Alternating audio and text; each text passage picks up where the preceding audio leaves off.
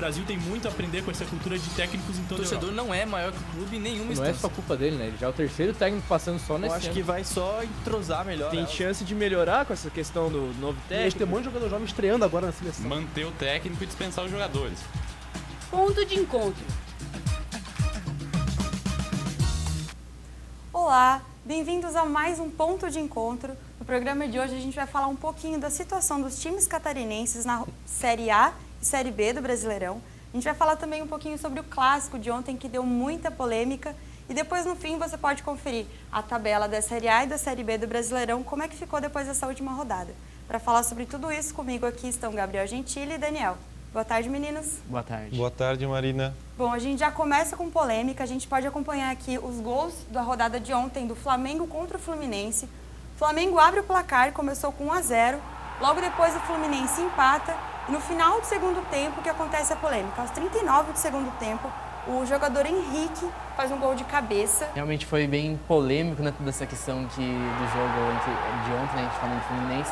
O jogo acabou com uma vitória do Flamengo, mas aí a gente está até vendo essa confusão aí no lance do Fluminense, que primeiramente o Bandeirinha acabou dando o lance como impedido, depois um monte de jogadores do Fluminense chegaram lá em cima do árbitro, junto com o Bandeirinha também, depois o árbitro voltou o gol, e daí depois de uma certa confusão, vários jogadores do Flamengo se reunindo ali em cima do árbitro, acabou que eles reverteram de novo o gol, e acabou esse gol que poderia ter dado o empate para o Fluminense, né, que tá ali brigando ali por uma vaga na Libertadores, e de certa forma acabou prejudicando o time e beneficiou bastante o Flamengo agora na luta pelo título, porque o Flamengo acabou encostando mais o Palmeiras depois com o empate que o Palmeiras teve ontem.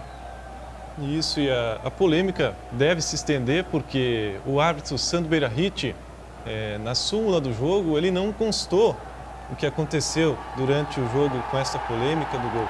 Está apenas os 45 minutos normais do jogo, mais 7 minutos de acréscimo.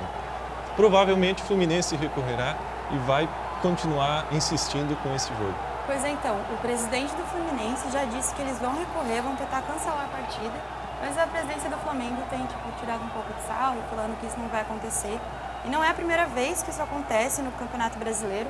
No ano passado, a Chapecoense passou 2 vezes por isso, inclusive uma delas com o Fluminense, que também quis recorrer com a partida, também se achou injustiçado. E, bom, vamos ver no que vai dar. O que eles estão dizendo é que houve interferência externa. O que vocês acham? O time estava numa boa fase, até principalmente depois que anunciaram que o G4 do Brasileirão ia se tornar um G6. Chegou a ter uma esperança maior de ir para a Libertadores, né, para o time, mas acabou tendo algumas derrotas, alguns empates e voltou a vencer no jogo de ontem contra o Sport. Provavelmente, como agora está já chegando mais próximo do fim do Campeonato Brasileiro, está começando a funilar mais essa briga pelo G6, provavelmente a Chapecoense vai ficar mais brigando para uma vaga na Libertadores pela Copa Sul-Americana, lembrando que o time vai jogar na próxima quarta-feira, contra o Junior Barranquilla da Colômbia, valendo uma vaga nas semifinais. A Chapecoense briga pela Libertadores na Sul-Americana, mas pelo Brasileiro acredito que este ano não deva conseguir uma vaga no G6. Mas para os próximos anos a gente não sabe. O Chapecoense tem um bom time, esse ano teve uma boa atuação, agora está decaindo um pouco no Brasileirão da Série A, mas nos próximos anos, certamente, tem muita chance de conseguir uma participação na Libertadores. Bom, enquanto a Chapecoense ela vem melhorando, vem subindo um pouco, chance de Libertadores, o Figueirense vem da terceiro jogo sem vencer e ela está numa situação complicadíssima. É isso mesmo, o Figueirense acabou perdendo no último jogo contra o Curitiba, lá nessa semana também. E o Figueirense está numa disputa bem acirrada para escapar do rebaixamento. Nesse momento no Z4 tem o Internacional e o Figueirense, estão ali empatados ali com a mesma quantidade de pontos. O Internacional tem uma vitória a mais, está na frente. E depois atrás deles vem o Santa Cruz e o América Mineiro, que são praticamente meio que fora do campeonato, estão praticamente cumprindo tabela. Ainda não foram decretados matematicamente o rebaixamento, mas devem cair provavelmente. E daí já a briga do Figueirense fica uma disputa bem acirrada ali entre Figueirense, o próprio Sport, o Curitiba, o Sport que perdeu ontem para a Chapecoense, também o São Paulo e o Cruzeiro que estão ali estão numa má fase tremenda os dois times. E provavelmente eu creio que como está muito acirrada essa disputa, tá todos os times ali na faixa ali entre 3, 4 pontos a diferença entre eles, provavelmente a disputa deve se manter acirrada até o fim do Brasileirão. Com certeza, tanto o Figueirense como o Internacional, eles têm chance ainda de subir na tabela. Eu acredito que o Santa Cruz e o América dificilmente vão conseguir se salvar, mas o Figueirense tem chance sim de se manter na Série A no próximo ano. E é bem curioso também nessa briga de baixo da tabela, porque temos Internacional, Cruzeiro e São Paulo, que são 3 times que nunca disputaram a Série B. E falando em Série B, a gente, ainda em Florianópolis, podemos falar um pouquinho do Avaí. Essas imagens que a gente está vendo são imagens de uma vitória contra o Goiás, algumas rodadas atrás. O time perdeu na última rodada jogando fora de casa contra o Atlético Goianiense, mas mesmo assim conseguiu se manter no G4. Se a gente analisar o Avaí, durante o ano inteiro, está numa curva ascendente incrível. O time quase foi rebaixado no Catarinense, escapou na última rodada, numa vitória desesperada contra o Guarani de Palhoça, escapou do rebaixamento. E depois de um começo ruim de Série B, está ali beirando ali a zona de rebaixamento, agora está no G4. Isso principalmente trabalho depois que o Claudinei Oliveira assumiu o time, está sendo muito bom. E agora o Avaí provavelmente está conseguindo sonhar com o acesso para a Série A. O Criciúma está no 7º lugar da tabela, está estável, não está? O Criciúma, ele estava fazendo uma boa arrancada também como o Avaí, mas acabou tendo alguns tropeços, como por exemplo, já esse jogo dessa rodada atual, da 32ª rodada, o jogo contra o Bragantino, acabou perdendo fora de casa. Isso acaba complicando um pouquinho a situação do Criciúma.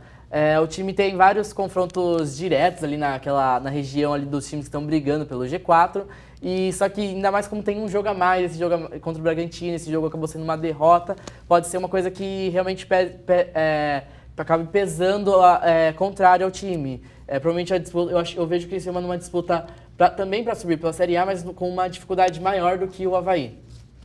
Certo. E agora quem está numa situação complicadíssima, na verdade, é o Joinville. O Joinville é o vice-lanterna da Série B. Ele vem de 9 jogos sem nenhuma vitória. O que vai acontecer com o Joinville esse ano? Olha, eu acho que provavelmente vai cair. Podemos praticamente cravar que está respirando sobre aparelhos. Não tem como... Só um milagre realmente poderia salvar o Joinville nessa situação. O time está a 7 pontos atrás do Oeste Itápolis, que é o primeiro time fora do Z4. E realmente é uma diferença muito difícil para tirar, agora faltando 7, 8 jogos para o final da Série B. O Joinville tem uma péssima campanha esse ano e para conseguir se salvar da Série C teria que ter uma revolução no time. O Campeonato Catarinense até chegou a ir bem no Campeonato Catarinense, chegou a disputar a final, venceu o segundo turno do Catarinense, mas acabou durante a Série B o time não engrenou. Acabou ficando praticamente o campeonato inteiro ali, lutando ali nas últimas posições, e agora está ali no Z4, provavelmente deve cair. Eu vendo atualmente a composição ali das últimas posições da Série B. No momento a gente tem ali, empatados com 26 pontos, o Sampaio Corrêa, o Joinville e o Tupi de Juiz de Fora. Os 3 times ali, provavelmente os 3 devem cair. E daí já ali a disputa da última vaga está entre o Bragantino, que venceu do Criciúma, deu uma aliviada, respirou um pouquinho nesse começo de rodada, e está disputando ali contra o Oeste Itápolis ali. Provavelmente um dos 2 times devem acabar levando essa última vaga na Série C. Gente, muito obrigada pela participação de vocês. Agora a gente confere como é que ficou a tabela da Série A e da Série B depois dessas últimas rodadas. A tabela do Brasileirão até a noite desse sábado segue com o Palmeiras na liderança com 61 pontos, em seguida o Flamengo com 60, o Atlético Mineiro, Santos, Botafogo e Fluminense completam o G6 para a Libertadores. A Chapecoense está na 11ª posição com 41 pontos. Já o Figueirense está na zona do rebaixamento com 32 pontos, junto com o Internacional, Santa Cruz e América Mineiro. Já pela Série B, o Atlético Goianiense segue na liderança com 58 pontos, 4 a mais que o Vasco da Gama, que segue na 2ª posição. Náutico e Avaí completam a zona do G4. O Criciúma segue na 7ª posição com 46 pontos. Já o Joinville está na zona de rebaixamento com 29 pontos, junto com Bragantino, Tupi e Sampaio Corrêa. Muito obrigada pela audiência, muito obrigada por ter acompanhado a gente até agora. Muito obrigada, Gabriel, Daniel, pelos comentários. Muito obrigado, Marina. Obrigado, até a próxima. A gente se vê na próxima. Tchau! O Brasil tem muito a aprender com essa cultura de técnicos em O toda a torcedor não é maior que o clube em nenhuma Não é instância. só culpa dele, né? Ele já é o terceiro técnico passando só Eu nesse acho ano. que vai só entrosar melhor. Tem ela. chance de melhorar com essa questão do novo E a gente tem um técnico. monte de jogador jovem estreando agora na seleção. Manter o técnico e dispensar os jogadores. Ponto de encontro.